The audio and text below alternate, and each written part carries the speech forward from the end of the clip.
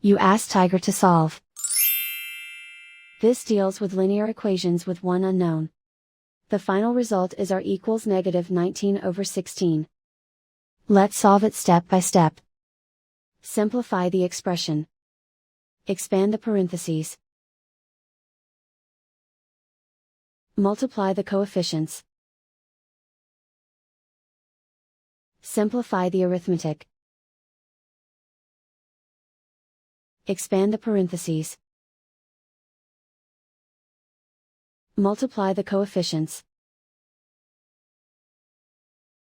Simplify the arithmetic. Group like terms. Simplify the arithmetic. Group all constants on the right side of the equation. Add 38 to both sides. Simplify the arithmetic.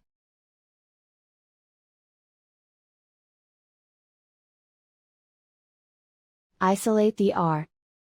Divide both sides by -32. Cancel out the negatives. Simplify the fraction. Move the negative sign from the denominator to the numerator. Find the greatest common factor of the numerator and denominator. Factor out and cancel the greatest common factor.